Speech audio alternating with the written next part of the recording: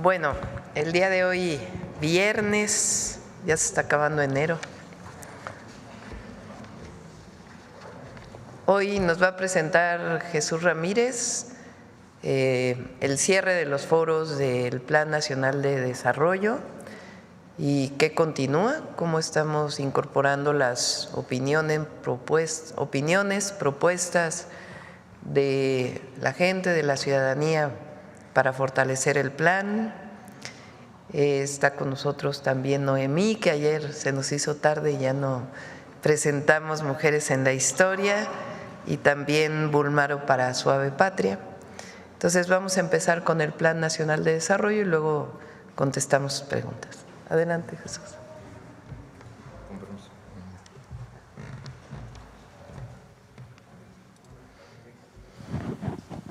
Sí, buenos días, Presidenta. Buen día a todos, compañeros periodistas y quienes nos siguen en las redes sociales. Pues se cumplió el plazo de la participación ciudadana para la integración del Plan Nacional de Desarrollo, como lo indica la Constitución, y solo vamos a recordar brevemente qué es este proceso del Plan Nacional de Desarrollo, que es la guía del gobierno para cumplir sus compromisos, para establecer, digamos, las soluciones a los problemas, las preocupaciones, reivindicaciones y aspiraciones del pueblo mexicano a lo largo de estos 6 años y la forma en cómo se va a ejecutar el gasto. Esa es, digamos, la integración Plan Nacional de Desarrollo. Adelante, por favor. Entonces, decir que hay un sistema nacional de planeación democrática que ordena el artículo 26, y de tal manera que al programa de gobierno, al proyecto de nación que en un inicio defendió la presidenta cuando fue candidata y los compromisos que adquirió, se integra, digamos, los 14 repúblicas, que son los 14 temas que incluyen sus propuestas, los 100 compromisos que se presentaron al inicio, el primer día de la administración, y pues a todo esto se suma, con la participación de la ciudadanía, las propuestas que van a fortalecer y enriquecer el Plan Nacional de Desarrollo. Entonces, durante el 6 de enero al 19 de enero se llevaron a cabo la mayor parte de los foros de consulta en las 32 entidades. En ellas participaron organizaciones obreras, campesinas, de la sociedad civil, pueblos originarios, instituciones académicas, investigadores, organismos empresariales, jóvenes, mujeres, personas adultas mayores, personas con discapacidad y, bueno, pues todos estos foros organizados por todas las dependencias del gobierno federal para lograr que se llevaran a cabo en las 32 entidades. Entonces, bajo la coordinación de la Presidencia de la República, ahí se va a redactar, una vez recogidas las propuestas de que sean, ahorita vamos a informar cuántas, ya ayer terminamos la recopilación de las propuestas, tanto en línea como en los foros, y el número resultó muy interesante. Y bueno, después de que se recuperen estas propuestas, se integrará un documento, digamos un documento primero que, digamos, tiene una parte de principios ideológica de lo que es el proyecto de nación, los principios que guían la acción del gobierno, junto con las acciones que va a llevar a cabo para atender los compromisos, para atender las reivindicaciones y para cumplir con la Constitución. Y una tercera parte del documento es, digamos, propiamente el aterrizaje técnico, presupuestal de cada una de las dependencias, de cómo se va a atender los temas nacionales. Y que al final, una vez entregado a la Cámara de Diputados, antes de que se cumpla el final del mes de febrero, pues tiene que publicarse en el Diario Oficial de la Federación, y después a través de la Secretaría de Hacienda y la Cámara de Diputados pues se va a dar seguimiento al cumplimiento de todos los compromisos, metas y todos los programas que considera el Plan Nacional de Desarrollo. Entonces, ahora sí vamos a informar, este es el proceso del Plan Nacional de Desarrollo, y vamos a informar cómo fue este proceso, que fue muy participativo, que tiene novedades y que pues por primera vez mucha gente se sintió pues convocada, invitada y sobre todo pues con mucho ánimo de participación. Decir que la planeación de este país pues tiene antecedentes. El primer Plan Nacional de Desarrollo, por así decirlo, fue el Plan Sexenal del general Lázaro Cárdenas, que es la primera idea de ordenar la acción del gobierno en torno a estos objetivos generales, al cumplimiento de la Constitución y entonces al cumplimiento de las reivindicaciones sociales del pueblo de México que durante la Revolución Mexicana se expresaron. Y entonces este plan pues incluía la reforma agraria, la recuperación de los recursos del subsuelo en manos de la nación, el fortalecimiento de la democracia sindical y del mejoramiento de la vida de los trabajadores y de los campesinos. En fin, todo eso que hizo el general Lázaro Cárdenas lo visualizó y lo estableció en el plan sexenal. Y a partir de ese plan sexenal, cada administración ha hecho y diseñado un plan nacional de desarrollo. Ha tenido diferentes nombres, pero al final se estableció que en la Constitución se le llamara Plan Nacional de Desarrollo. Entonces vamos a ver cómo fue este proceso tan rico. Solo recordar, la otra presentación por favor, solo recordar que por primera vez se está consultando a los pueblos originarios, a los 68 pueblos que tiene este país, que forman parte de su diversidad cultural y que a partir de septiembre se les reconoce derechos plenos de la reforma constitucional que presentó el expresidente Andrés Manuel López Obrador y que a partir de esa reforma constitucional que reconoce como sujetos de derecho público, pues ya adquieren otro tipo de derechos que ya se reflejan en los planes de gobierno y que el gobierno de la presidenta Claudia Sheinbaum ya incluso estableció un presupuesto especial para el ejercicio desde las comunidades para la atención a los problemas y a los planes que tienen cada una de las comunidades y pueblos indígenas. Entonces, pues se rompió récord de participación, hubo 57 foros, todavía hay 2 más pendientes, un en Oaxaca y que nos pidieron por un proceso de consulta de los pueblos originarios, es el único que queda pendiente.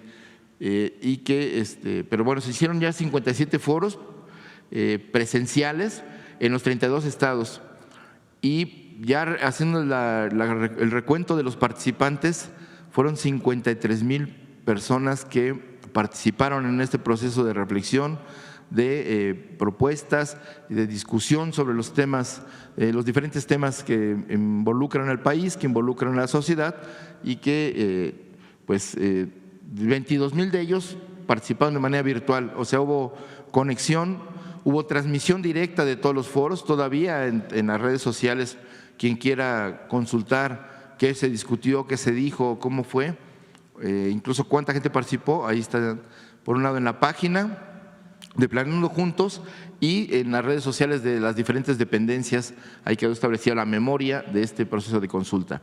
Entonces, es una cantidad bastante considerable de personas que a lo largo y ancho del país participaron, 53,621 personas. Lo que sigue, por favor.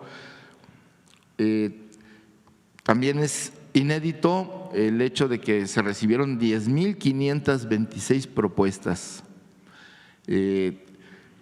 Dicho sea de paso, en cada uno de los foros, de los 47 foros que se hicieron, hubo participación, mesas especiales para los temas de los pueblos originarios, para el tema de los derechos de las mujeres, de la igualdad sustantiva y el tema de la tecnología, porque era un tema transversal, pero también temas como las personas con discapacidad se incluyeron en todos los foros bueno, no en todos los foros, pero en casi todos los foros hubo participación sobre estos temas. Entonces, de las 10,526 propuestas, pues están incluidas en los ejes generales del Plan Nacional de Desarrollo, que es gobernanza con justicia y participación ciudadana, desarrollo con bienestar y humanismo, economía moral y trabajo y desarrollo sustentable, así como lo que decía de los ejes transversales que atraviesan todas las políticas públicas. Lo que sigue, por favor. Entonces, aquí, de tal manera que con las propuestas que encajan en este esquema, es como se va a integrar el Plan Nacional de Desarrollo. Entonces, un agradecimiento pues a los ciudadanos que participaron, a las organizaciones que elaboraron, a los académicos que hicieron su trabajo de pues hacer propuestas, pensar, hacer diagnósticos y sobre todo a las dependencias que pues se abocaron a organizar con la participación y ayuda de los gobiernos locales de los 32 estados. Los gobiernos se involucraron en la participación y la organización de estos foros de consulta. Y bueno, pues esto es lo que podemos informar de manera muy puntual. Muchas gracias a todos los que participaron y tengan la plena conciencia y sobre todo pues la certeza de que sus propuestas están siendo tomadas en cuenta, están siendo sistematizadas. Son muchas, hay unas muy elaboradas y hay otras que son propuestas mucho más sencillas, pero que pues encajan en el plan general, y de tal manera que podemos decir que el Plan Nacional de Desarrollo pues está siendo elaborado con la participación pues, de todos los sectores del país. Gracias. Gracias. Noemí, ¿quieres de una vez presentar? Gracias, con permiso, presidente. Muy buenos días a todas y todos. Vamos a continuar con la identidad gráfica de este año 2025, Año de la Mujer Indígena, y en esta oportunidad, en la sección de Mujeres en la Historia, recordaremos al pueblo mixteco, al pueblo de la lluvia, a través de la figura de Ñuñú, conocida también como la señora Seis Mono, quien desde pequeña fue educada para liderar el señorío de Jaltepec, en el actual estado de Oaxaca. Es una mujer que no dudó en defender a su pueblo ante el expansionismo de un señor de la guerra llamado Ocho Venado. Es una historia muy interesante y bueno, vamos a remontarnos al actual Oaxaca. Por favor.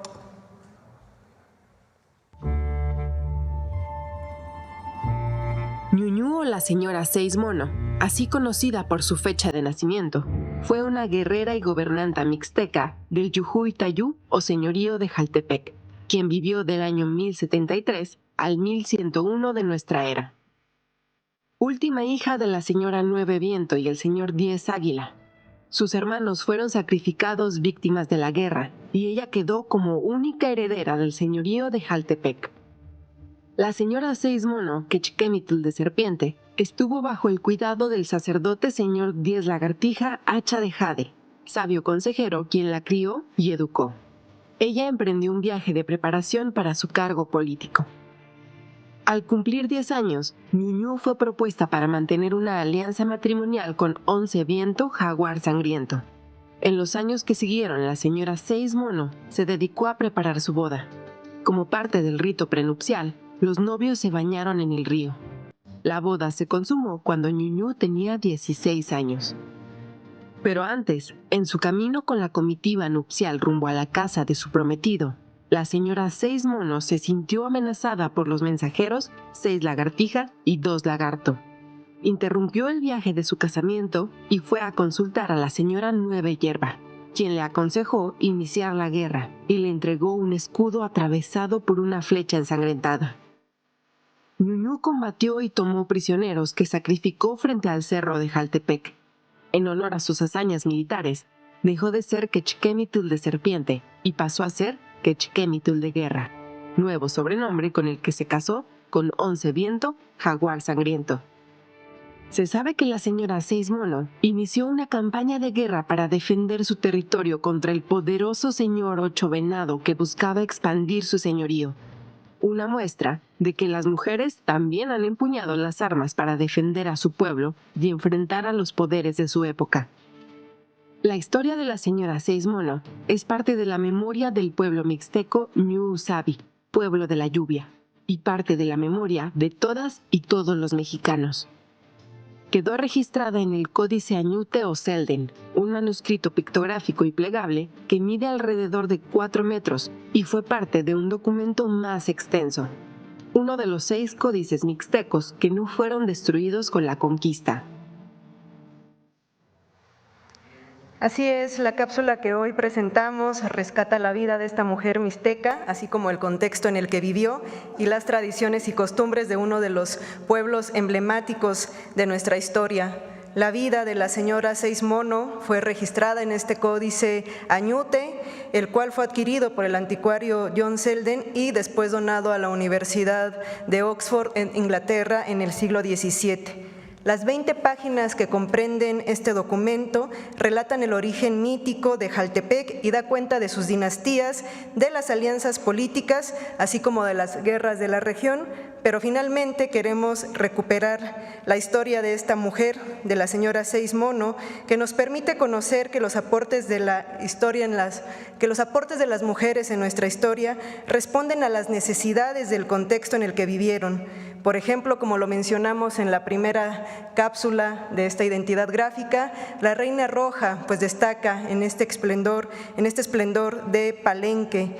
Tecuichpo pues fue precursora también de la emancipación de los indígenas, y ahora Ñuñu, la señora Mono, Seis Mono, nos recuerda que sin importar la época, la adversidad, las mujeres no han dudado en defender a su gente, en defender a sus pueblos. Ñuñu es testimonio de la fuerza y la valentía y la sabiduría de las mujeres que a lo largo de la historia han sido fundamentales y pilares fundamentales en la defensa y la resistencia de sus comunidades. Muy buen día a todas y a todos. Muchas gracias. ¿Cuánto, presidente? Muy bien, vamos adelante. Acá. Presidenta, buenos días. Soy Teremora Guillén, corresponsal de Grupo Intermedia, al que pertenecen el Canal 44 de Ciudad Juárez, Chihuahua, el 33 de Tijuana, Baja California y el 66 de Mexicali. Tengo dos preguntas. Primero, en casos concretos de Baja California y Chihuahua, en donde Grupo Intermedia tiene canales de televisión y con el propósito de apoyar las acciones del gobierno federal, ¿cuántos albergues se tienen contemplados y cómo se tiene garantizado el abasto de alimentos, la electricidad, agua y contarán con calefacción ante las inclemencias del tiempo? ¿Y estos albergues qué capacidad van a tener? A ver si me presentan a ver si está la presentación que hizo Rosicela, el día que presentaron aquí los centros de atención que le llamamos.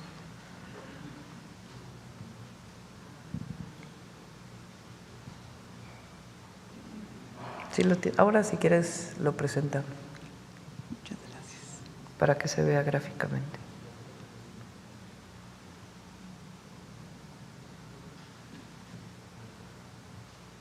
Si quieres vamos con la siguiente y ahora… La siguiente pregunta, Presidenta, al ser considerados los cárteles como organizaciones terroristas, ¿se entiende que persona u organización vinculado directa o indirectamente con algún cártel está bajo investigación directa, esté donde esté, por parte del gobierno estadounidense?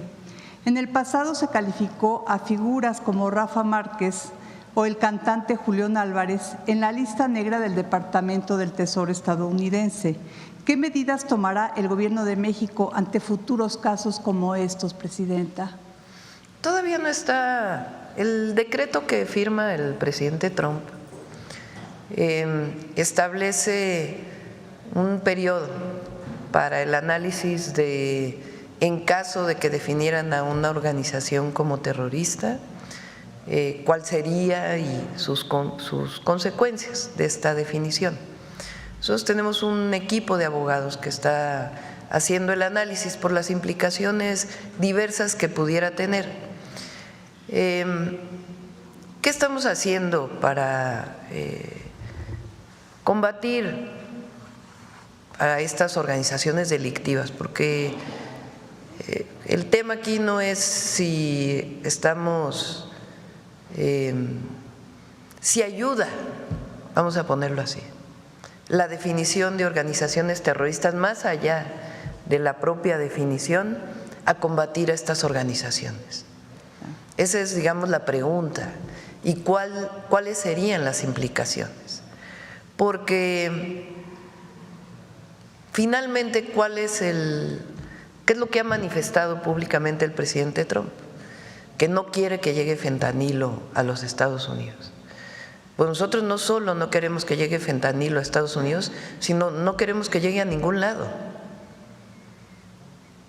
O sea, nosotros estamos combatiendo a estos grupos criminales y lo que queremos es la colaboración y la coordinación. Las decisiones unilaterales no ayudan Lo que ayuda es la colaboración.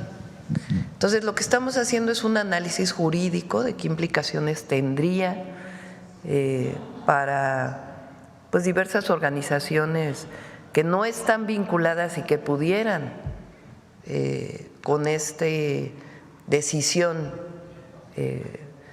generar un problema económico, digamos, y en todo caso hacerle un planteamiento a Estados Unidos, que es lo que estamos trabajando, de cómo colaborar juntos, cómo coordinarnos para disminuir la violencia en México, evitar el tráfico de armas de Estados Unidos a México y al mismo tiempo pues evitar que llegue esta droga a los Estados Unidos o a cualquier joven de cualquier lugar del mundo. Entonces, ¿qué estamos haciendo nosotros? La campaña contra el fentanilo, el trabajo del Gabinete de Seguridad, que es muy importante, la incautación histórica que se ha hecho de esta droga y otras drogas como las metanfetaminas y otras drogas, y el planteamiento es la coordinación, la colaboración en el ámbito del respeto mutuo y el respeto a nuestras soberanías. Y además tenemos un grupo de análisis de abogados que está haciendo estos análisis. Entonces, ¿cuál es el mensaje? Es ¿ayuda o no esta definición a evitar que el fentanilo llegue a cualquier joven de cualquier lugar del mundo? ¿Y ayuda esta definición a combatir estos grupos criminales o no? Y en eso es en lo que estamos trabajando y en esta comunicación que estamos teniendo con el gobierno de Estados Unidos y que se va a fortalecer una vez que, digamos, se asiente el gobierno de Estados Unidos, que lleva, ¿qué? 4 días, ¿no? 5 días, desde el lunes, y que pues ya habrá los grupos de trabajo de alto nivel conjunto que nos permita colaborar, coordinarnos para la construcción de la paz en nuestro país, evitar la entrada de armas a México, evitar la llegada de fentanilo a cualquier lugar, a cualquier joven, a cualquier persona, y al mismo tiempo pues ir construyendo la seguridad y la paz con justicia. Muchas gracias, Vamos a ver si están los albergues. Nada más el mapa, que por cierto ahí estaba mal puesto Mexicali y Tijuana. Ahí está. En Baja California son 2 centros de atención que tienen en algunos lugares más espacios para albergues, o sea, porque albergues que te quedas ahí, ¿no? Y el objetivo no es que permanezcan ahí mucho tiempo las familias, depende de ellos, es voluntario o la persona, sino que los podamos trasladar ya con un empleo y todos los apoyos que se están dando a su lugar de origen o a donde ellos decidan. Entonces son 2 en Baja California, Tijuana y Mexicali, 1 en Nogales, Sonora, 1 en Ciudad Juárez, 1 en Nueva Rosita, en Coahuila, 1 en El Carmen, Nuevo León, y 3 en Tamaulipas, Matamoros, Reynosa, Nuevo Laredo. Hay personal de las distintas secretarías, se están montando estos centros de atención, esperemos que estén listos este fin de semana, y el lunes ya también incluso podemos presentarlos aquí, podemos mostrarlos, y la idea es que quien decida regresar de manera voluntaria o que por alguna razón sea deportado, podamos recibirlo con este programa que se llama México te abraza. Muchas gracias, Presidenta. Perdón, una última pregunta para Jesús Ramírez. En estos foros en los que ha participado la ciudadanía, Jesús, para el próximo Plan Nacional de Desarrollo, ¿cuáles son los rubros por los que más interés ha mostrado la ciudadanía, Jesús, al participar?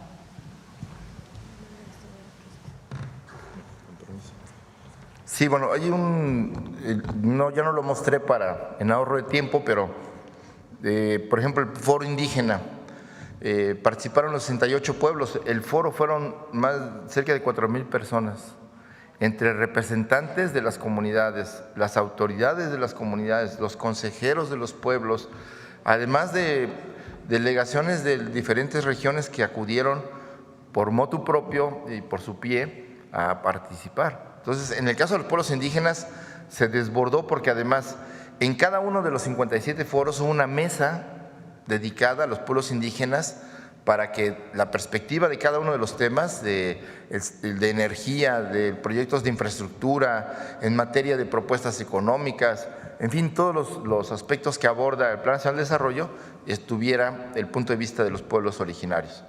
Y así, por poner otro ejemplo que también fue muy participativo, por primera vez se consultó a los actores agrarios del campo en materia de propiedad social, ejidos y comunidades agrarias, participaron y hicieron sus propuestas sobre qué tipo de políticas debe seguirse en el campo para fortalecer, para que vivan bien los campesinos, para que quienes nos dan de comer puedan comer bien, para tener una vida digna en el campo y para que como actores sociales de la propiedad social sean reconocidos por ejemplo, los ejidos y las comunidades. En el caso de economía, hubo una alta participación de empresarios, digamos, tanto de organizaciones gremiales empresariales como de sectores importantes de empresarios de alto nivel que tienen empresas importantes en todo el país y como pequeños y medianos empresarios. Entonces, de tal manera que la pluralidad, no podría decir que hay algún tema donde hubo más participación. Creo que los indígenas y campesinos han participado muy fuertemente, pero también los maestros, los trabajadores. Y bueno, quizá un elemento novedoso también son los jóvenes, porque hubo más de 10 foros de jóvenes en todo el país y la participación fue muy alta. Es lo que podía comentar. Muchas gracias, Jesús.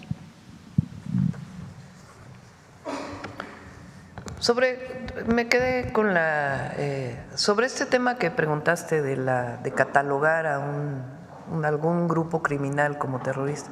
Nosotros consideramos que no ayuda, sino que lo que ayuda sería la colaboración y la coordinación conjunta. Y nosotros tenemos una estrategia integral.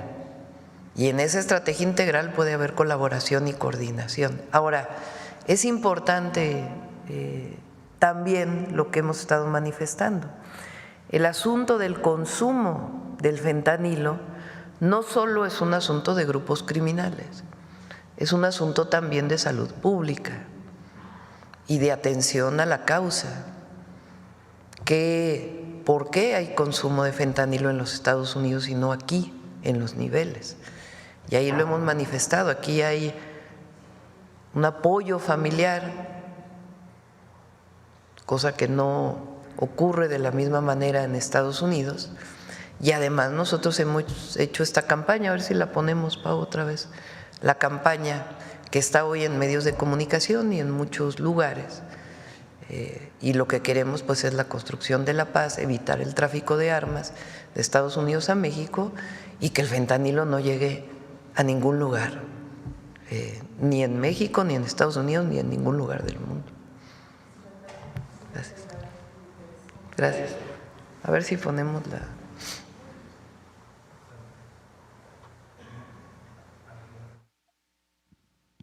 El fentanilo te mata y lo ponen en otras drogas para engancharte.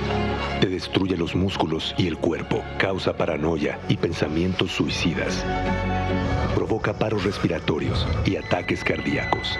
Mata tus neuronas y el cerebro. Aléjate de las drogas. Elige ser feliz. Si necesitas ayuda, llama a la línea de la vida, 800-911-2000. Gobierno de México. Adelante. Muchas gracias, Presidenta. Buenos días. Luis Ángel Marín, de la cadena Radio Resultados. Sobre el tema, primero, preguntarle a Jesús, hablaba Jesús de pues que el foro del tema de las comunidades indígenas y afromexicanas había sido los más concurridos. Preguntarle si las propuestas, ¿hay alguna que hable acerca del respeto a las tradiciones, a los dialectos, a las lenguas pero sin dejar de que haya progreso en las comunidades. No sé si hubo un tema que tenga que ver con eso, sería mi primera pregunta. Esta idea de que el progreso va en contra o por encima, vamos a ponerlo así, de las comunidades indígenas, nosotros no estamos de acuerdo con ellos. Esta idea de hace mucho tiempo de que el progreso tenía que ver con dejar de ser una comunidad originaria, y no, pues nosotros hablamos de progreso con justicia, y la justicia tiene que ver con la recuperación, el reconocimiento de los pueblos originarios y de los pueblos indígenas. ¿Qué sería? No seríamos lo que somos como país si no fuera por las culturas originarias. Entonces, cuando hay una obra en algún lugar, ¿qué es lo que se hace? Una consulta. Ayer comentábamos que uno de las experiencias muy reveladoras de cómo la Cuarta Transformación trabaja de una manera distinta es la presa del Zapotillo, en Jalisco. Es una presa que estuvo la obra abandonada durante mucho tiempo y que era importante para llevar agua a la zona metropolitana de Guadalajara y a las comunidades cercanas. ¿Qué se hacía antes? Pues con la represión se movía a las comunidades, muchas de ellas que iban a ser inundadas por una presa. ¿Qué se hizo ahora? Se trabajó con las comunidades, se logró una innovación tecnológica en la cortina de una presa que hoy tiene ventanas para evitar las inundaciones. Se logró un plan de justicia con todas las comunidades, reconociendo su origen, sus necesidades, su cultura, todo. Entonces, esta visión de que el progreso va por encima de las comunidades es una visión muy antigua con la que no estamos de acuerdo. Muchas gracias, Presidenta. No sé si quieres agregar algo. Gracias. Sí, nada más abonando lo que dice la Presidenta, que creo me parece importante. Hay quienes piensan que defender el maíz, que defender las culturas, defender las formas de vestir o los textiles, las aportaciones estéticas de los pueblos, la visión de los pueblos, su lengua, son elementos del pasado. Yo creo que hay que pensar que la modernidad tiene que ver también con la historia y con el origen cultural de los pueblos, y que la modernidad es justo reconocer ese origen y potenciarlo hacia el futuro, pues a través de las nuevas tecnologías, a través del respeto y el reconocimiento de los derechos plenos de los pueblos. Y un elemento central que sí estuvo presente en ese foro fue la defensa y protección de los diferentes maíces nativos de México, no solo como un grano que dio origen a las civilizaciones, que permitió la sobrevivencia y la resistencia de los pueblos, sino como un elemento de alimento para el pueblo de México que, libre de transgénicos, garantiza pues que pueda consumirse de manera segura para alimentar a la gente. Entonces, ese son, junto con la idea del ejercicio presupuestal que van a hacer los pueblos por primera vez en la historia, en 500 años, los pueblos originarios ahora van a tener un presupuesto propio, y eso fue parte del debate, cómo lo garantizar, cómo las autoridades indígenas le van a poner el ejemplo a las autoridades formales de nivel municipal, estatal y federal en el ejercicio democrático de un presupuesto que será vigilado por las asambleas de cada pueblo. Entonces, había un debate de que la obligación moral, el ejemplo que tenían que poner los pueblos que iban a por primera vez recibir este presupuesto, pues era un elemento central de la ética de los pueblos frente al resto de la sociedad, para demostrar que no son un signo de atraso, sino por el contrario, son un elemento que le aporta y enriquece a la sociedad mexicana, y que con la visión del mundo y su arraigo a la tierra, pues permiten también una visión de futuro para la nación. Gracias. Gracias, sí, muy importante siempre respetar la esencia de nuestras culturas de la par del progreso. Presidente, en otro tema, la Cámara de Diputados está hablando de reajustar el presupuesto 2025 por el tema de la llegada de migrantes. ¿Ya se ha hablado en qué rubro sería el ajuste? No es necesario, está contemplado en presupuestos para alguna emergencia. O sea, hay una partida presupuestal para alguna emergencia. y entre ello puede ser la consideración de centros de atención, de albergues, entonces no es necesaria ninguna modificación. ¿Se quedará tal cual el presupuesto 2020? Sí, sí, sí. Muy bien. Presidenta, en otro tema pues, relacionado con lo que ha pasado con Donald Trump, hay reacciones a nivel mundial. En el foro de Davos, ayer el Ministerio de China hablaba de lo complicado que sería una guerra comercial. Decían que nadie gana en una guerra comercial. Y el día de ayer, la directora general de la OMC, Ngozi Okonjo, hablaba también de esto, que es complicado, que una guerra comercial tendría consecuencias catastróficas para el crecimiento mundial. ¿Cuál sería su comentario al respecto? Pues yo no veo una guerra comercial. Bueno, esto en referencia a lo que pretende Donald Trump con Canadá, con México, con China también. Bueno, ayer habló de otra manera de México, por cierto. Sí, ya cambió un poco, afortunadamente, sí. El tema. Ahí sí. Habló de eso, gracias. Sí. Bueno, el presidente Trump tiene su visión del uso de los aranceles, tanto económica como frente a una negociación con un país. En el caso de México, lo que hay pues es colaboración, cooperación, coordinación con respeto a nuestras soberanías en todos los temas, en el tema de migración que les interesa a ellos, y además nosotros tenemos una estrategia desde que entramos al gobierno que es un avance, una continuación con algunas cosas nuevas de la estrategia de migración que siguió el presidente Andrés Manuel López Obrador, siempre con acuerdos con Estados Unidos, en su momento con el presidente Trump en su primer periodo, después con el presidente Biden, y ahora nosotros en este diálogo pues con los acuerdos que tengan que tomarse, y además nuestra propia definición en el tema de seguridad, también la coordinación, la colaboración en el marco de nuestras soberanías, pero siempre buscando pues los objetivos comunes en el marco de cada uno, y nuestra visión de que la atención a las causas es fundamental, además de disminuir la impunidad en esta estrategia de 4 ejes. Y en el tema comercial, pues como lo he dicho, el decreto que él firma en este tema en particular con México plantea pues que inicie la revisión del tratado, que tiene su revisión en el 2026. Entonces, por eso creo que ha sido bueno el planteamiento que hemos hecho de que veamos las cosas con calma y que tengamos esta comunicación estrecha con el gobierno de Estados Unidos, que cada vez será pues más establecida de manera, digamos, institucional, formal, con la nueva administración, y que se está dando y que se va a seguir dando. Ayer el Wall Street Journal publicaba algo acerca de que Trump estaba presionando con los aranceles porque quería adelantar las negociaciones del TEMEC.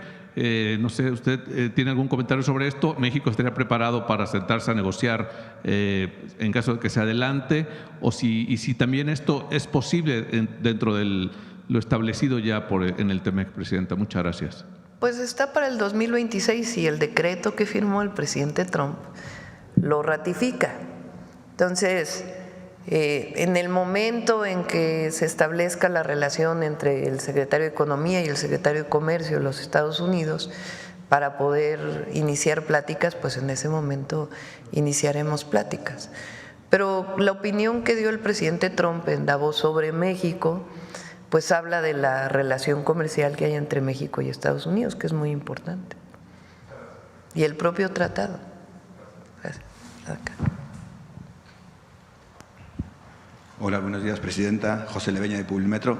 Ayer no sé si pudo ver que Elon Musk reposteó un mensaje en el que se vincula a Carlos Slim con el narco. Parece que últimamente todo lo que tiene que ver con México está vinculado con el narco, y el sufijo narco es narcopresidente, narcopresidenta, narcoempresario. Me gustaría saber su opinión sobre esto que está pasando de que se vale todo en redes sociales y se hacen acusaciones al aire, y esto puede repercutir también en el valor de las empresas en México. Primero, es falso. No hay ninguna investigación contra el empresario Carlos Slim o sus empresas. Entonces, ¿de dónde sacan eso? Segundo, México es un país grandioso y no vamos a permitir que se le etiquete, que se asocie a México con el tema del narcotráfico, como han querido ponerlo en muchas de las series. Entonces, estamos avanzando en la estrategia de seguridad, pero México es un país grandioso.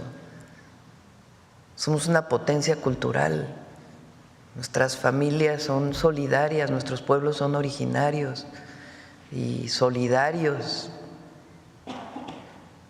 Se recupera la grandeza de México. Y por eso este himno migrante me gustó mucho, porque es el legado de grandeza lo que tenemos. Pues México además es la 12ª economía del mundo. Aquí se produce una gran cantidad de vehículos, se produce desde la producción primaria hasta los servicios. Ayer presentó Josefina que aumentó casi en 8% el turismo en el cierre del 2024 frente al año anterior. Y muchos de los que vienen a México son ciudadanos estadounidenses que vienen a gozar de la grandeza de nuestro país, de sus playas. En la Ciudad de México ha aumentado muchísimo el turismo. Entonces, México es un país grandioso y tenemos que estar muy orgullosos. Y este asunto de que en una red social se ponga una palomita, un corazón a algo que es falso, pues no ayuda. Entonces, y aquí también hay muy buenos empresarios en México y empresarias que invierten todos los días en nuestro país. Entonces, no estamos de acuerdo con eso. Y la defensa de México siempre, de quienes somos, y además, repetimos, es falso, tan es falso, pues que no hay ninguna investigación en ningún lugar del mundo. Por otro lado, en el tema también de las persecuciones, como usted ha comentado que en Nuevo León hay problemas con la Fiscalía, últimamente se está haciendo una persecución política a Alejandra Morales, que se presentó como candidata al municipio de San Nicolás de los Garza por Movimiento Ciudadano. Hoy se la trata de vincular a proceso y se trató de aplicarle prisión preventiva y solo no se le ha aplicado por el hecho de estar embarazada. Me gustaría saber su opinión sobre el uso de las fiscalías en temas políticos. Se la acusa por violencia política. Las fiscalías tienen que hacer investigaciones con base a pruebas, con base a las carpetas, a las pruebas que tienen para construir sus carpetas de investigación. Entonces, el uso político no debe ser, pero no conozco este caso, la verdad. No podría yo determinar, tendría que determinar la Fiscalía. La declaración por la que se le acusa es que le dijo a Liliana Olivares del PAN: definitivamente es vergonzoso que mujeres como ella estén en cargos de poder para no poder, porque realmente no puede tomar ni siquiera una decisión. Y por eso es que se le está ¿vinculando al proceso? No. Si este es el caso, pues no estoy de acuerdo. No, las fiscalías tienen que actuar con pruebas y no políticamente. Eso. Y ya por último, ayer, previo a los 100 días de gobierno de Clara Brugada, se entregaron los primeros apoyos a los varones, de 60 a 64 años. Usted lo prometió el 1 de octubre, habló que se iba a aplicar. ¿cuándo se va a extender al resto del país? Porque estoy seguro que muchos varones están deseando. Bueno, a ver, el programa, y así lo defiendo yo, es para mujeres. Los estados pueden, por supuesto, dar la parte que le corresponde a los varones. ¿Y por qué? Las mujeres hemos estado vinculadas a los cuidados, no porque deba ser así, siempre lo aclaro. Tenemos que colaborar en el cuidado del hogar, en el cuidado de los hijos, la pareja,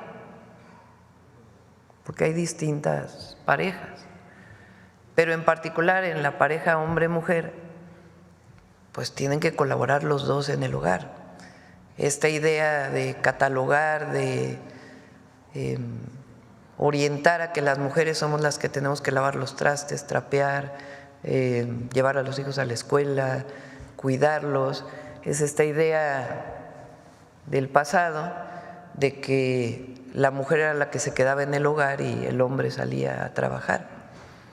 Todos tenemos que colaborar en el trabajo de los cuidados, pero las mujeres hemos sido las que estamos vinculadas a los cuidados. Entonces, lo digo así siempre en las asambleas desde la campaña y lo pregunto al auditorio en las asambleas, ¿quiénes somos las que nos dedicamos al cuidado de los hijos? Y unánimemente varones y mujeres dicen las mujeres. ¿Quiénes somos las que principalmente estamos cuidando del hogar? Las mujeres. ¿Quiénes somos las que, de broma siempre digo, cuidamos hasta los maridos? Sí, porque es algo que parece que esa es la tarea que se nos ha dado y la hemos desarrollado, repito, no porque sea correcta, pero así ha sido.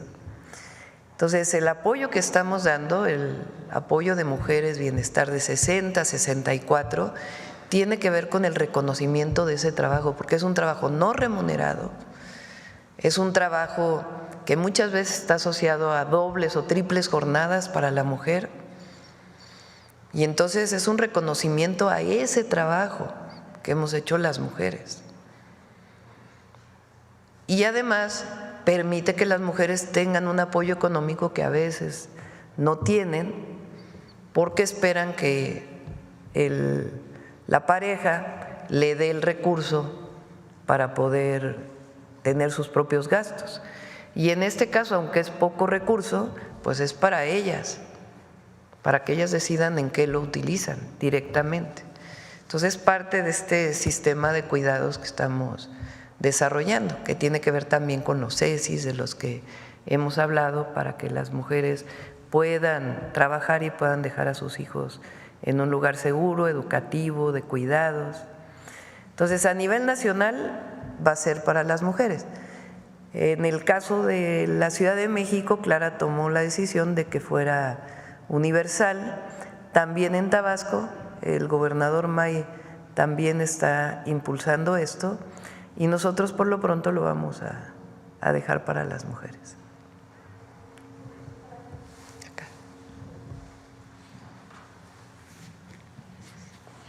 Muy buenos días, doctora Janet Galindo, de Grupo Transmedia La Chispa. Primeramente, quisiera saber, en cuanto a este Plan Nacional de Desarrollo, en torno a la participación de los jóvenes, ¿qué porcentaje aproximadamente fue la participación de los jóvenes? Y también los foros que se llevaron a cabo en cuanto a las escuelas, tengo entendido que también estuvieron participando padres de familia. ¿Cuáles han sido las mayores demandas por estas personas, jóvenes y padres? Gracias. Bueno, fue muy fuerte y muy alta la participación de jóvenes, tanto de zonas rurales como de las ciudades.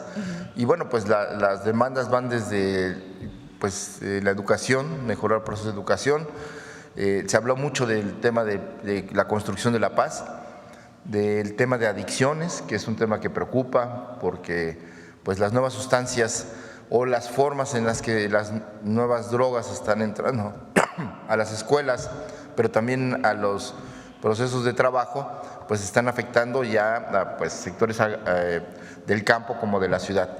Y al mismo tiempo, bueno, pues hay demandas de promover mayor acercamiento a la cultura, contra el centralismo cultural que luego las capitales de los estados tienen, de acercar la cultura a todas las regiones, de también tomar en cuenta pues, lo que se hace, el trabajo, la creatividad de los jóvenes que no tienen forma de darse a conocer más allá de las redes, entonces también buscar formas de promoción cultural, de formación y de exposición de sus trabajos, más o menos, y temas de deporte que pues apertura más de espacios públicos, de lograr que haya una infraestructura pues suficiente para hacer deporte, para poder también convivir y hacer de los espacios públicos y deportivos pues espacios donde se promueva la salud, el buen vivir y la comida sana. En algún momento dado, en cuanto a la recuperación de la cultura, y se ha pedido recuperación también en las escuelas de lenguas maternas, de lenguas indígenas también. Bueno, en el caso de los pueblos originarios, ya hay una universidad de los pueblos y de las lenguas, está el INALI que promueve, digamos, el conocimiento y digamos la publicación de diccionarios y del conocimiento de la lengua, la promoción de la misma. Pero por supuesto que una preocupación de los pueblos es que la lengua materna se habla desde niños, porque hay pueblos que han perdido la lengua por resultado del racismo, del colonialismo interno, donde se castigaba a quien hablaba una lengua distinta al castellano. Entonces, ahora vivimos fenómenos muy distintos, por ejemplo, de personas de la comunidad maya que hablan maya, pero hablan inglés, pero no hablan castellano. Entonces, producto de las migraciones. Entonces, ya hay fenómenos que sí, hay una petición de que se promueva la educación desde la primaria con lengua, y que también en la universidad pues una de las opciones de aprendizaje de la lengua no sea solo el inglés, sino una lengua originaria. Entonces, sí hay esta reflexión y estas propuestas para fortalecer las lenguas maternas originarias de México. Ok, muchísimas gracias, Presidenta.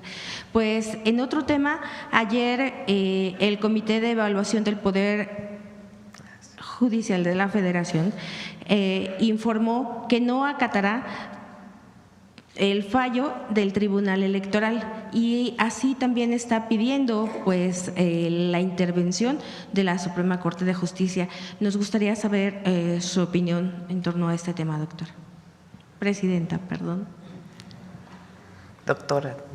Sí. Claudia. Doctora, presidenta.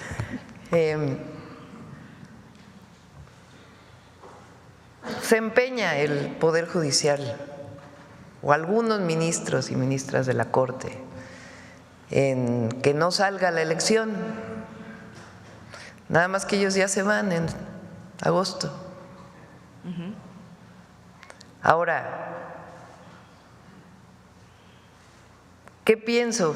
Que hay que resguardar los derechos de quienes se inscribieron. Digamos, ya el Tribunal Electoral definirá qué procede en el caso de esta negativa. A nosotros nos parece realmente absurdo, porque ¿por qué abren esa es la pregunta? Abren la convocatoria, nombran a su comité, ponen reglas, porque los amparos pues supuestamente ya venían, ¿no? Y a la mitad del proceso lo cierran. Hay que preguntarse por qué, a quién afectan. Pues a las personas que se inscribieron con el Poder Judicial. ¿Qué pretenden? ¿Que no siga el proceso? Eso no va a ocurrir. Entonces el Tribunal Electoral, la Sala Superior, tiene que determinar qué hacer para resguardar los derechos de las personas que se inscribieron con el Poder Judicial, dado que el Poder Judicial se niega a seguir con su proceso. Puede dividir, por ejemplo, entre los otros dos comités, por decir algo, una hipótesis,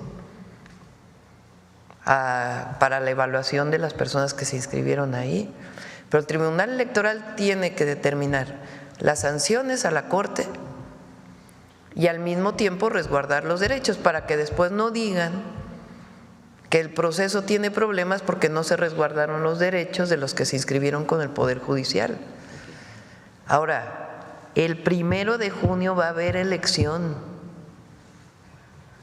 Eso lo determinó el pueblo de México, ya está en la Constitución. Hoy leía uno de estos comentócratas que decía, para que se mejore la relación con Estados Unidos, que yo no veo que esté mala la relación, para que se mejore la relación, que se suspenda la elección al Poder Judicial. ¿Y qué tiene que ver las peras con las manzanas? Entonces, va a haber elección porque está en la Constitución, porque así lo decidió el pueblo de México y porque va muy bien el comité del Poder Ejecutivo, que por cierto, a las 3 mujeres del comité del Poder Ejecutivo, todo mi reconocimiento, porque, como les había dicho, el doctor Quijano tuvo un problema de salud, recientemente tuvo un problema de salud también, no grave, el doctor Saldívar, y las 3 mujeres siguen ahí trabajando. Entonces, todo mi reconocimiento porque han hecho un trabajo extraordinario y ellas ya van a determinar, ellos y ellas, quiénes van a quedar el 31 de enero. El Poder Legislativo también va avanzando muy bien. El Poder Judicial, pues que el tribunal diga, porque quedan pocos días, de una vez que resuelva qué va a ocurrir para salvaguardar los derechos de quienes se inscribieron en el Poder Judicial y luego no digan que tiene problemas todo el proceso porque no se resguardaron los derechos. Entonces, que resuelva y a lo mejor los otros 2 comités pueden ayudar. Y ya sobre los ministros y ministra de la Corte que no quieren, pues digo ya, lo bueno es que ya en agosto ya deja su espacio para que entre un nuevo Poder Judicial elegido por el pueblo de México. Muchísimas gracias. Y en otro tema, no sé si nos pudiera comentar o profundizar un poquito más sobre la llamada que tuvo ayer con el presidente de Brasil, con Lula da Silva, cuáles fueron los temas de mayor trascendencia. Muchísimas Hablamos gracias. Él hizo la llamada y agradezco mucho.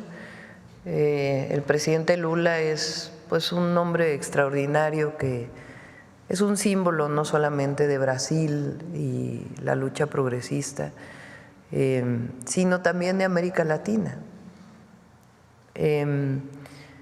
Entonces hablamos de la situación actual, se solidarizó con las y los mexicanos que viven en Estados Unidos, a lo cual le agradecí,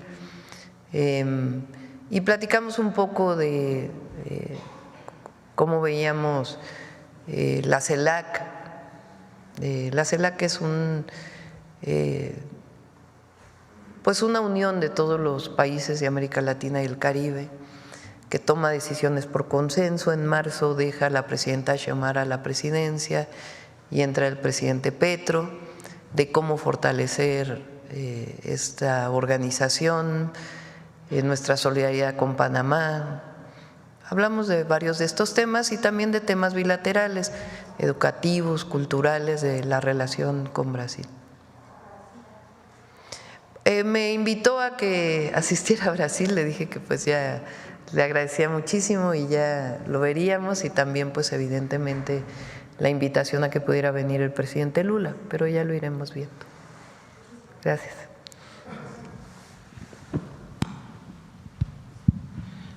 Presidenta, muy buenos días. Ramón Flores, del Centinela Informa de Humanoid. de Inglaterra y funcionarios que la acompañan. Retomando el tema del compañero de la Fiscalía de Nuevo León, existe en el estado de Nuevo León una tremenda crisis de seguridad jurídica que se ha ido agudizando a medida que las fuerzas políticas predominantes siguen tratando de tener mayoría en el Congreso local para conservar el control de la Fiscalía General de Justicia y el Tribunal Superior de Justicia y con ello impedirle al Poder Ejecutivo que pueda gobernar. Ambas instituciones de procuración de justicia están controladas de manera mafiosa por los partidos de oposición en aquella entidad, por el PRI y por el PAN. Hasta nuestra redacción llegan constantemente denuncias de violaciones a los derechos humanos de los neoleonenses perpetradas por los funcionarios de la Fiscalía, quienes en contubernio con los jueces penales siembran el terror de las personas que tienen la desgracia de acudir a dichas instancias. Como botón de muestra le traigo en esta ocasión el caso de una conocida empresa familiar con más de 70 años de servicio, la cual está siendo afectada por el actuar faccioso de la Fiscalía General de Justicia en complicidad con el Poder Judicial de dicho estado. Esto debido a que es del dominio público que estas instituciones son controladas por personajes políticos y funcionarios desde cuyos espacios de poder están alineados al priista Adrián de la Garza Santos, actual presidente municipal de la ciudad de Monterrey, capital del estado, quien aspira a ser el siguiente gobernador. Es del conocimiento por parte del Foro de Abogados que este personaje político, Adrián de la Garza Santos, es quien controla y dirige estas instituciones de justicia al grado de despojar a familias neoleonesas de sus bienes, quien usa a su hermano Filiberto de la Garza Santos y a su sobrino Filiberto de la Garza, ambos de profesión abogados, quienes fabricando delitos en perjuicio de ciudadanos de dicha localidad con el apoyo y contubernio de los titulares de tales instituciones para así lograr su cometido. Tenemos documentado, ahorita le voy a pasar todos los documentos a Paulina, que un asunto de carácter mercantil suscitado entre dos hermanos que disputan derechos societarios de la empresa, Adrián de la Garza, el presidente municipal, así como su hermano y sobrino, contra todo derecho, lo convirtieron en un asunto penal, acusando a uno de los hermanos de cometer el supuesto delito de despojo de la empresa familiar, siendo que dicho hermano es dueño del 50% de la empresa. El mecanismo que usan para apropiarse de grandes cantidades de dinero, propiedades y valores consiste en presentar denuncias y de inmediato decretan el aseguramiento de los bienes. Quienes, se los conceden son los jueces penales, Presidenta. El caso que le acabo de presentar es conocido ya por la gente de Nuevo León, porque además en esa trama se encuentra involucrado un licenciado de nombre Jorge Alejandro Treviño Garza, personaje conocido en el medio porque ha defraudado a varios empresarios. Señora Presidenta, la gente de Nuevo León le agradece que haya retomado la reforma que propuso el presidente Andrés Manuel López Obrador en materia judicial y están felices de que el primer domingo de junio van a votar a los jueces para que impartan justicia al pueblo y también esperan ansiosos que pronto se pueda reformar a las fiscalías para que el pueblo las elija, porque fíjese usted, Presidenta, que en Nuevo León al fiscal interino lo nombró exactamente Adrián de la Garza y creemos que con la elección de fiscales vamos a avanzar mucho mejor en la procuración de justicia.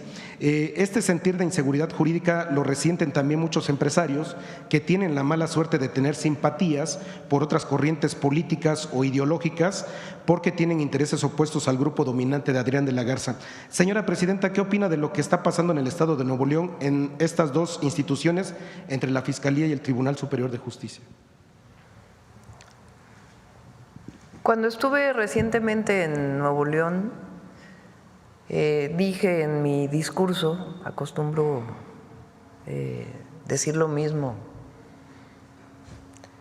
que no tendría por qué politizarse un asunto de seguridad y justicia, más allá de las denuncias que haces, que en todo caso se tienen que analizar.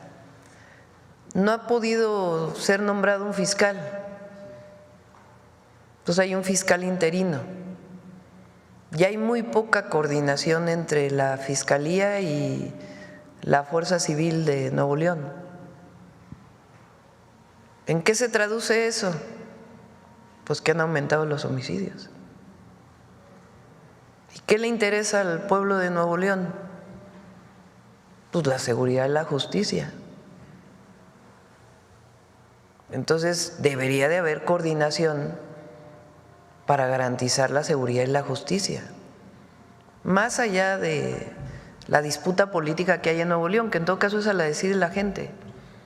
por quién vota en su momento en la elección. Pero el fiscal interino que esté ahora, si es que no hay acuerdo ahí entre las fuerzas políticas para nombrar un fiscal o una fiscal, pues tienen que dedicarse a su tarea de hacer carpetas de investigación para garantizar la paz y la seguridad. Y tiene que coordinarse, aunque no esté de acuerdo y sea de otro partido político, con el Ejecutivo para garantizar la paz y la seguridad en Nuevo León. Y ahí la coordinación con con el Gabinete de Seguridad siempre está. Pero esta disputa de que entre estas fuerzas políticas, pues que lo dejen para el día de la elección, y si son servidores públicos, que se pongan a hacer su trabajo, todos. Presidenta, sobre este mismo tema, estas personas que están siendo afectadas por la Fiscalía y el Tribunal Superior de Justicia podrían ser apoyadas por su secretaria de Gobernación y su Consejería Jurídica para que ya no sufran más injusticias. Sí, Presidenta, que se acerquen a Atención Ciudadana. Ok, ahorita le paso también los datos sí, a Paulina. Presidenta, también sobre otro tema, nosotros estuvimos en Washington, el compañero y un servidor, estuvimos cubriendo la toma de protesta de Donald Trump y del presidente Donald Trump, y muchos colectivos se nos acercaron y, si usted me lo permite, le mandan una carta porque dice así: Presidenta Claudia Sheinbaum Pardo, Presidenta de los Estados Unidos Mexicanos, estimadísima doctora Sheinbaum, los mexicanos en Estados Unidos nos dirigimos a usted con el más profundo respeto y consideración como ciudadanos mexicanos, preocupados por la situación de nuestros compatriotas. El DGT demanda la revisión de su anterior revisión que él demandó renegociar durante el sexenio del presidente López Obrador, siendo el mismo quien supervisó y aprobó el lenguaje final. Hoy de nuevo demanda ¿El qué, perdón? Sobre el TEMEC. Es lo que están, sí. Lo que pasa es que no lo traducí, perdón. Y entonces dicen que la relación comercial entre México y Estados Unidos ha sido históricamente significativa. México es hoy el socio comercial número 1 de Estados Unidos desde la fundación de Hoy los mexicanos en Estados Unidos contribuimos con aproximadamente $4 trillones anualmente al Producto Interno Bruto estadounidense, de un total de 35 trillones anuales. Además, las remesas que se envían a México alcanzan hoy los $73 billones, y hoy es solo una parte de nuestra participación a la economía mexicana. La carta es un poco extensa, pero nada más me voy a enfocar en la pregunta que los migrantes le quieren realizar a usted, Presidenta, porque están muy preocupados por las deportaciones, ¿no? Pero ellos dicen que los dos países, y con el respeto que usted me merece a su investidura, lo voy a plantear como ellos me lo dijeron, que los dos países están muy ingratos con las personas, que Estados Unidos se beneficia de ellos con su mano de obra y México se beneficia con las remesas, pero que cuando ellos los expulsan o los deportan de Estados Unidos, no los dejan acceder a sus cuentas bancarias, no los dejan acceder a sus bienes muebles que ya tienen allá, y literal los tiran a México sin un solo centavo, con una mano adelante y otra atrás, como ellos me lo dijeron. Dice: ¿qué puede hacer sus funcionarios, Presidenta, para que se sientan a dialogar con los funcionarios de Estados Unidos y les digan que por lo menos, pues si ya los deportaron, que les den acceso a sus cuentas bancarias y que les den permiso, o que las cosas que ellos tienen en sus viviendas, que las puedan tener en sus manos? ¿Qué les podría decir a los hermanos migrantes? Pues tienen razón, migrantes? son de ellos.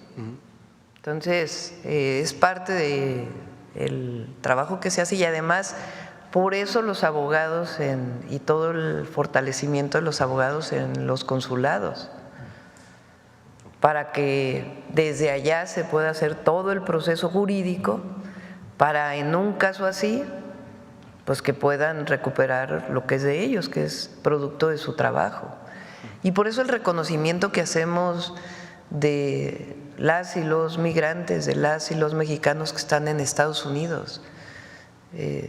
Nunca había habido este reconocimiento que hacemos, y estamos ahí para protegerlos, para ayudarles, y en caso de una situación así, jurídicamente, para apoyarlos, para ayudarles, y también la reivindicación del trabajo que hacen. Ayer, pues lo que presentó la compañera María Teresa de esta organización, que hace esta valoración de lo que significa los latinos y particularmente los mexicanos en Estados Unidos. Entonces, ahí estamos para estar con ellos y también, porque ayer vi en la red que decían un mexicano en Estados Unidos que la presidenta no se preocupe mucho por nosotros, sino que se preocupe por el pueblo de México, los que viven en México. Pues nos ocupamos de los dos, no es preocupación, es ocupación. La responsabilidad de la presidenta es proteger a los mexicanos en cualquier lugar del mundo donde se encuentren, en nuestro país y en otros lugares, y particularmente en Estados Unidos. Y es con la Cuarta Transformación que hacemos un reconocimiento de las migrantes y los migrantes en Estados Unidos, lo que le dan a México y lo que le dan a Estados Unidos. Eso no había existido nunca. Fíjense, a ver, ¿por qué no pones lo de las deportaciones con los presidentes? Con Bill Clinton, ¿quién estuvo con Bill Clinton? ¿Qué presidente estuvo con Clinton mexicano? Cedillo. Cedillo. Fíjense, a ver si ponen la gráfica.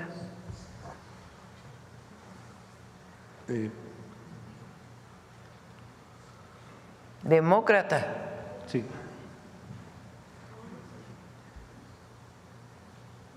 Más allá de… Pero estamos hablando de deportaciones de mexicanos a México. Oiga, presidente. También hay que decirlo, van, y ayer lo dijo María Teresa, ahora van muchísimo menos mexicanos a Estados Unidos de lo que iban antes, gracias a la Cuarta Transformación y a la fortaleza económica de México. Pero miren, vale mucho la pena.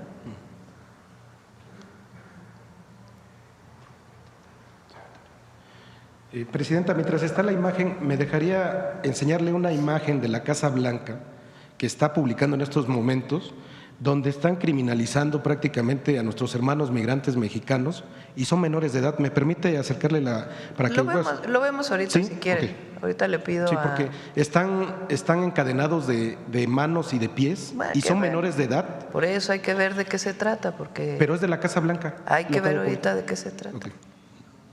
Ahorita lo revisamos. Sí. Sí.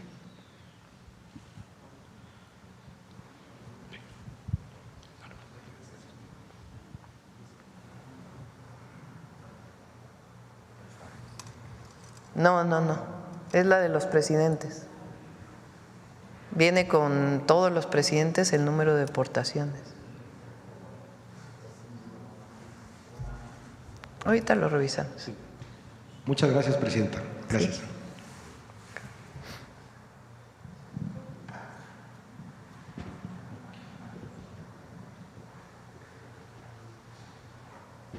Ahí está, mira. Miren Bill Clinton, el número de deportaciones de mexicanos por año, 1 millón en el 2000.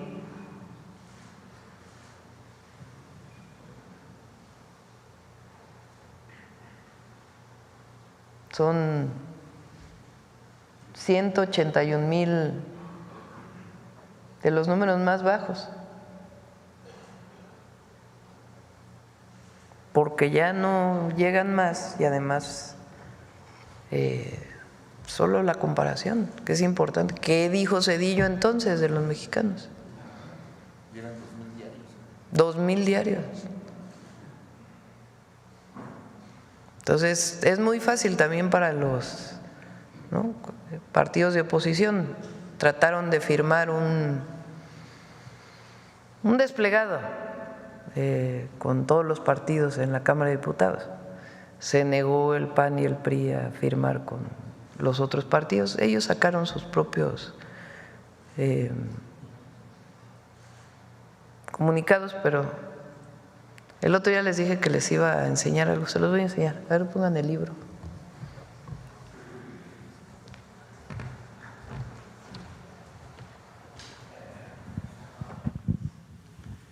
Miren, este es nada más para que… Esto es histórico, no sé si conocen este libro de La Bastida. Francisco Labastida Ochoa, La duda sistemática, autobiografía política, epílogo de Luis Rubio. Al final de la jornada electoral, página, a ver qué página es. 218, a ver si corresponde porque es fíjense, durante esas horas finales hubo mucha tensión al final de la jornada electoral, 2000 estamos hablando, ¿no? La elección de Fox. Me enteré de que el presidente Zedillo estaba grabando un mensaje. Le hablé y no me tomó la llamada. Líbano Sáenz sí me llamó, en parte para conocer cómo iba todo y en parte para disfrazar lo que Zedillo planeaba hacer. Cuando estaba iniciando mi discurso, la transmisión se interrumpió para pasar el mensaje del presidente Zedillo. Como resulta lógico, he reflexionado mucho sobre los hechos.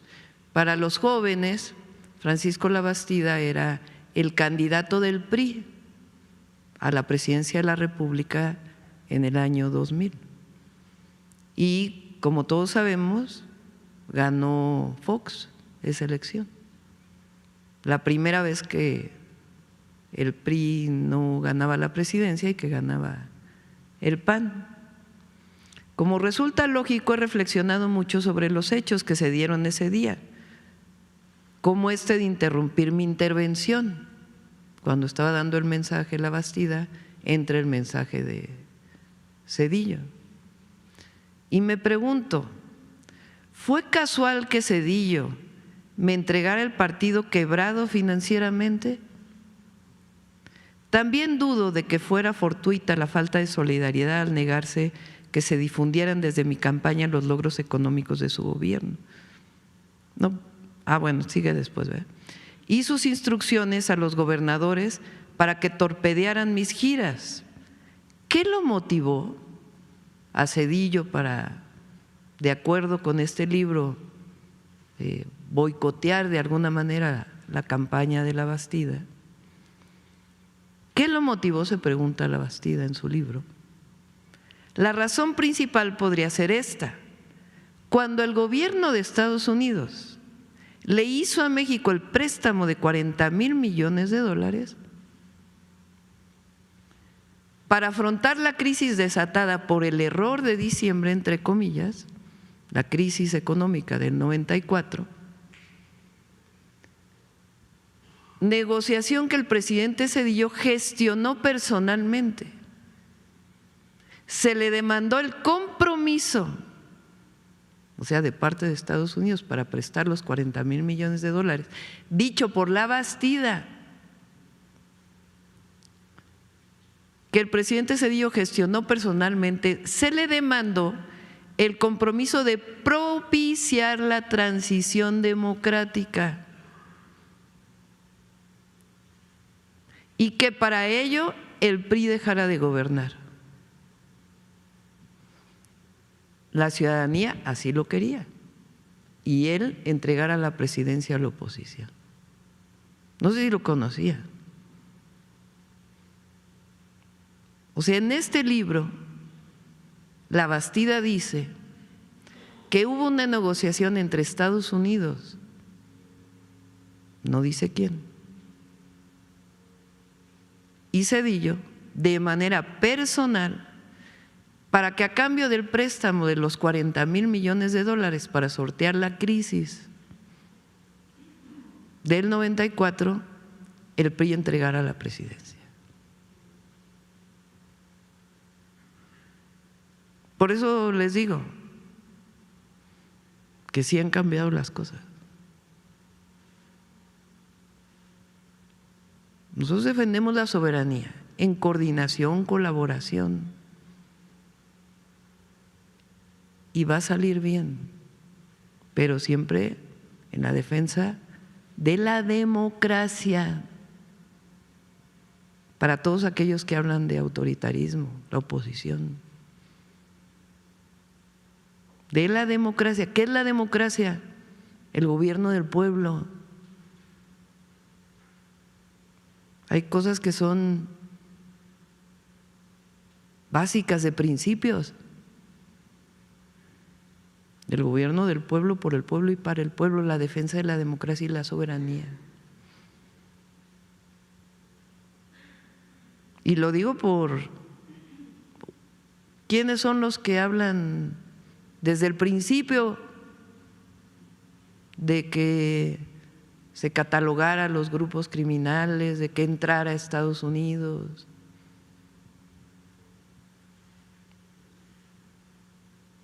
¿Y quiénes son los que negociaron?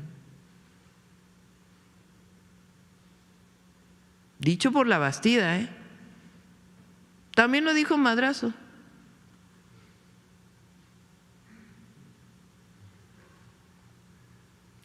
Se negoció alternancia con Estados Unidos, Roberto Madrazo, 2015.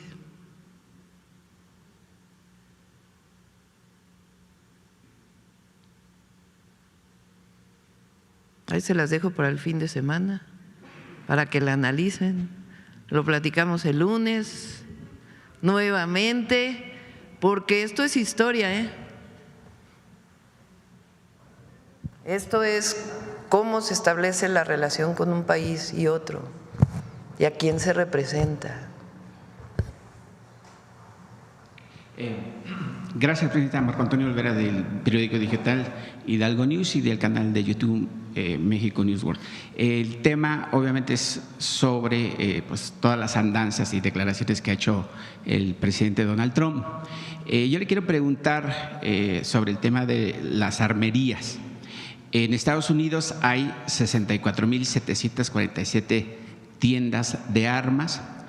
Estados Unidos son los proveedores de las armas a los grupos delincuenciales en México, y ellos, por supuesto, son los responsables del terrorismo que se genera en México, pues, cuando estuvo Calderón, porque fue un gran promotor de una guerra sangrienta en nuestro territorio.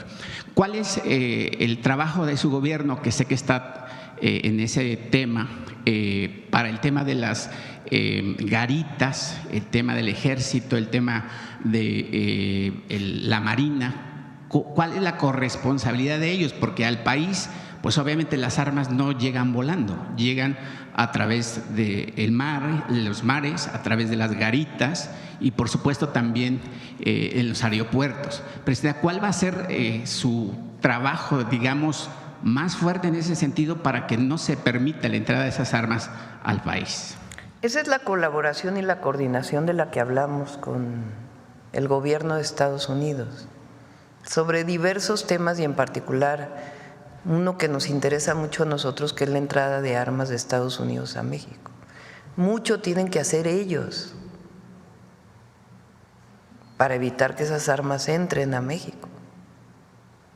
Entonces, por eso es la colaboración, que tiene que ver con fronteras seguras, que tiene que ver con atención a las causas, que tiene que ver con información, inteligencia e investigación en el marco del respeto internacional y el respeto a nuestras soberanías, pero con coordinación y colaboración para estos temas. Lo relevante aquí es lo que determinó el Departamento de Justicia de Estados Unidos, si mal no recuerdo, el 8 de enero, que reconoce que en efecto las armas incautadas a grupos criminales en México vienen de Estados Unidos. Y eso es lo que se ha estado insistiendo también desde el gobierno del presidente López Obrador. La demanda que hizo en su momento el canciller Marcelo Ebrard, hoy secretario de Economía, muy importante, a las armerías y a las productoras de armas.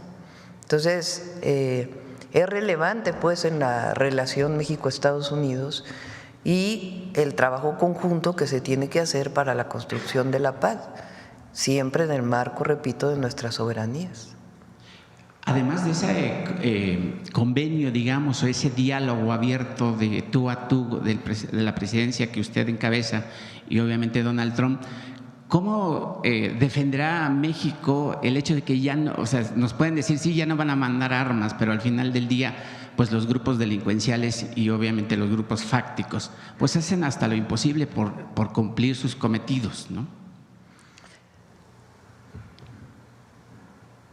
La estrategia de seguridad que tenemos tiene que ver con los dos ejes. Voy a insistir en esto porque es muy importante. Y estamos dando resultados y se van a dar resultados. Por cierto, mi solidaridad con lo que pasó con la familia en Sinaloa. Le pedí a la secretaria Rosicela que entrara en contacto con ellos. Se hizo un refuerzo en Sinaloa hace unos días. Y diario estamos revisando los resultados y avanzando, y el secretario de Seguridad ha estado ahí y va a seguir ahí, el secretario de la Defensa, de Marina, hay una gran coordinación y colaboración en el Gabinete de Seguridad. Pero es integral la estrategia, tiene que ver con la atención a las causas, que por más que la oposición diga lo que diga, es fundamental, porque nosotros no queremos que ningún joven mexicano se acerque a un grupo delictivo, como pensando que es una opción de vida cuando es una opción de muerte. ¿Y cómo se hace eso? Que tengan acceso a los derechos, a sus derechos, el derecho al empleo, el derecho a la escuela, el derecho a vivir plenamente, y para eso son los programas de bienestar, y para eso estamos ampliando el número de preparatorias, el número de universidades, para esos jóvenes construyendo el futuro, para eso el trabajo que estamos haciendo territorial ahora, para que haya presencia del gobierno federal, estatales, cuando hay coordinación en distintos lugares del país. Atender a las causas, pero también fortalecer a la Guardia Nacional y también avanzar en la cero impunidad, como fortaleciendo la inteligencia y la investigación y la coordinación con la Fiscalía para hacer carpetas de investigación que lleven a detenciones en el marco de la ley, y también la coordinación integral y un poder judicial que esté para servir al pueblo y para servir a la construcción de la paz y la seguridad. Entonces, una estrategia integral, y en esta estrategia hay colaboración, toda la vida ha habido. Con el presidente López Obrador también había coordinación de alto nivel, con respeto a nuestras soberanías, con el gobierno de Estados Unidos. Y es todos los días estar trabajando en ello. Y la economía también. La economía de México… hoy amaneció mejor todavía el peso. 20.20 centavos. Entonces es de todos los días, todo el gabinete hace su trabajo todos los días. Y la coordinación, y nosotros con nuestros principios además, ahora vamos a la Mixteca, una de las zonas que históricamente fueron más olvidadas, que apenas llegó el presidente López Obrador, y el programa Sembrando Vida tiene una presencia muy grande en la Mixteca. Vamos a la Mixteca oaxaqueña ahora, porque nosotros, nuestro principio, por el bien de todos, primero los pobres. Gracias, presidenta. Una segunda pregunta, si me lo permite, no menos importante que la que abordamos. El tema de la iniciativa de ley que usted va a mandar ya a la Cámara con respecto a la eliminación de los senadores y diputados plurinominales. En ese sentido, Gerardo Fernández Noroña, el senador en la Cámara Alta, se opone a que desaparezcan estas figuras que para mí representan unos floreros, porque son los que hacen más cara la democracia mexicana. La democracia mexicana es los votos que ejercemos los mexicanos son uno de los más caros en el mundo, incluso de comparación con países de Europa. En ese sentido, presidenta, pues pareciera que Gerardo Fernández Noroña está dedicado a defender a gente pues entreguista, como son los diputados y senadores del PAN, la señora Telles, el señor Ricardo, la señora Rabadán, y por supuesto ahí Sergio Mayer, que realmente pues yo no sé cómo llegó a la Cámara Baja. Él dice que usted lo llamó personalmente para que formara parte de las filas de Morena. ¿Cómo vamos o cómo se va a arreglar ese tema, Presidenta? Pues porque Gerardo Fernández Noroña defiende una posición que ya es obviamente anquilosada para la democracia mexicana y un proyecto que usted está encabezando que además va de avanzada. Primero vamos a enviar el de la reforma de no reelección y no nepotismo. Esa la vamos a enviar en febrero, que es una reforma constitucional para que en ningún puesto de elección popular haya reelección, regresar a la Constitución de 1917 y a una de las grandes consignas que movilizó la Revolución Mexicana con Francisco I. Madero. Entonces, esa es la primera. La segunda es no nepotismo. ¿Qué quiere decir? Que en los puestos de elección popular no pueda ser de manera directa en el siguiente periodo la elección de la esposa, el esposo, el hijo, la hija, familiares, de manera directa en el siguiente periodo, porque se presta a que haya una continuidad y el uso de recursos para que quede un familiar. Entonces, esas dos reformas las vamos a enviar a principios de febrero y tienen que ver con reformas electorales. Y ahora estamos con un grupo de trabajo. Yo estoy en contra de las listas de plurinominales, porque para ser elegido, elegida, pues hay que trabajar en territorio, hay que ganarse el voto de la ciudadanía. ¿Qué plantea Gerardo? Que tiene que haber representación de las minorías,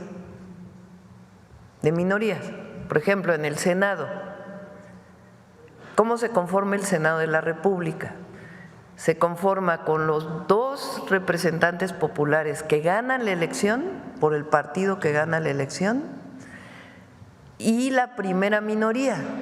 O sea, si saliste en segundo lugar como senador o senadora, son 2 personas las que aparecen en la lista, ¿no? El primer lugar y el segundo lugar. Entonces, ahora el INE exige que sea mujer, hombre, o sea, que haya paridad, que no en todos lados siempre aparezca el hombre arriba o la mujer, sino que haya paridad. Pero, por ejemplo, aquí en la Ciudad de México estuvo Ernestina Godoy y Omar García Harfuch.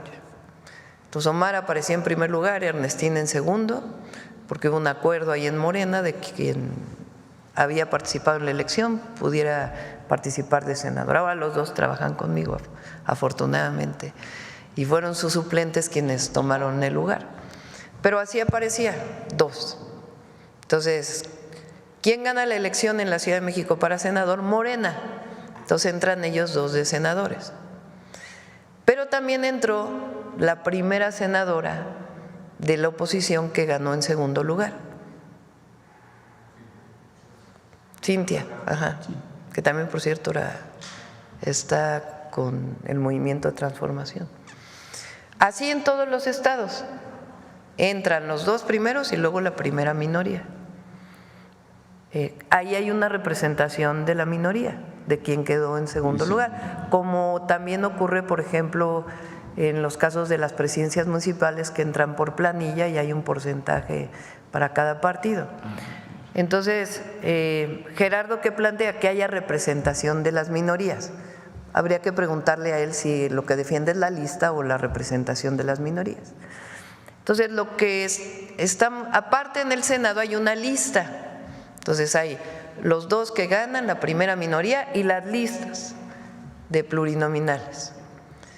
En el caso de la Cámara de Diputados, son 300 diputados y diputadas elegidos directamente por el pueblo, quienes ganan su distrito, y luego hay listas de plurinominales por circunscripción que depende, está establecido en la Ley de Procedimientos e Instituciones Electorales, quiénes son los que entran de la lista por circunscripción. Entonces, lo que yo planteo es que esas listas desaparezcan y que en todo caso se encuentre un esquema de representación de las minorías similar, por ejemplo, a la del Senado, Igual, por ejemplo, en la Ciudad de México, en el Congreso de la Ciudad de México, entran algunos que quedaron en segundo lugar, pero que se vayan a elección, que se vayan a recorrer las calles, que se vayan a recorrer los poblados, los ejidos, las comunidades, a ganar el voto popular, a que la gente los conozca y que no sea parte pues de estas listas de los partidos que se hacen, pues que es de acuerdo a lo que decidan. Cada partido tiene su forma de elegirlos. Morena, por ejemplo, muchos son de tómbola, de los militantes, pero es mejor pues que haya una representación de las minorías distintas y que sean menos. También no se necesitan 500 diputados. Y además se reduciría el gasto. Reduciría el gasto y también la revisión del gasto de los partidos políticos, del subsidio que se da a los partidos y también de cuánto cuestan las elecciones. Entonces, para hacer esta propuesta ya más integral, ahí estamos conformando un grupo de trabajo nosotros, que permita pues hacer una propuesta donde haya representación de minorías, pero que se vayan a territorio, a ganar el voto del pueblo y no las listas. Entonces habría que preguntarle a Gerardo si defiende las listas o defiende la representación de minorías. Rapidísimo, Presidenta, pareciera que Donald Trump recibió su primer revés a nivel internacional, ya que ayer una fuente del gobierno británico declara al diario de Telegram que obviamente el Reino Unido o su gobierno va a respetar el hecho de que el Golfo de México siga siendo el Golfo de México.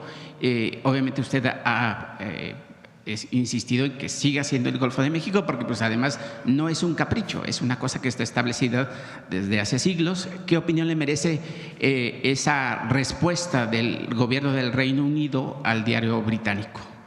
Pues es el nombre internacional y por eso digo hay que remitirnos a los decretos, porque el decreto que hace el presidente Trump es para nombrarle a su plataforma continental.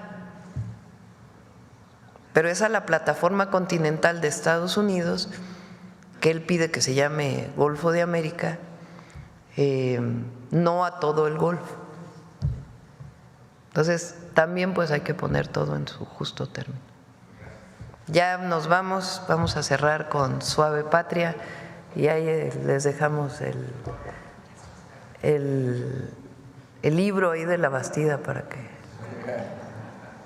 lo platiquen, lo comenten, lo discutan, lo debatan. ¿Qué pasó en el año 2000 en México? La famosa transición. Sí, adelante. Con su permiso, Presidenta. Tindegno, desde Palacio Nacional. Les acabo de saludar en mazateco, una de las lenguas más habladas aquí en nuestro país. El pueblo de México es reconocido por su fraternalismo. ¿Esto qué quiere decir?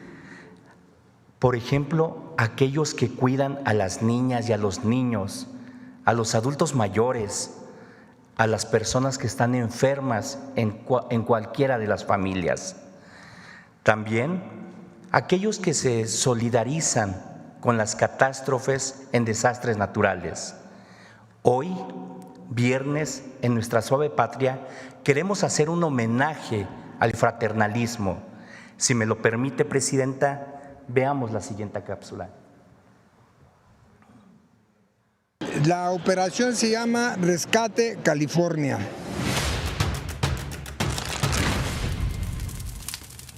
Héctor Méndez, presidente, fundador de Topos Azteca.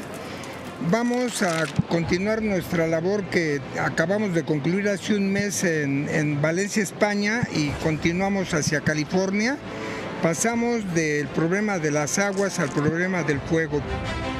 Algunos van a estar en el frente directo del fuego, que son los bomberos especializados, pero los topos azteca, como siempre, como en el volcán de fuego, como en el gran tsunami de hace 20 años en Indonesia, como en el ataque a Torres Gemelas, como los terremotos en Nepal, en Venezuela, como los deslaves en Brasil, etcétera, siempre topos azteca llegamos y nos sumamos al gran esfuerzo que genera ese gran motor que se llama amor y que se llama empatía. Esos somos los topos azteca, esos somos los mexicanos.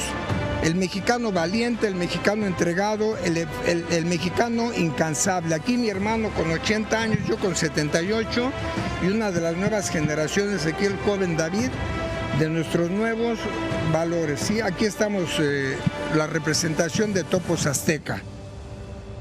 Llegar y sumarnos, ¿verdad? Ver en qué más podemos ayudar y hacer las cosas de manera ética, profesional y ayudar a nuestros paisanos y a todos los que estén en esa parte afectada. Con la mira en ir a ayudar a nuestros hermanos, de la nacionalidad que sean y en donde se encuentren. En este caso nos sentimos más comprometidos porque California, como sabemos, es uno de los santuarios mexicanos donde están nuestros hermanos y tenemos que llegar ahora. Tenemos que llegar con toda la representación y la fuerza y el amor de los mexicanos que vivimos en este lado de la frontera. Allá vamos, hermanos, espérenos, los topos azteca, como siempre, vamos a ir a unirnos con ustedes a trabajar, a morir.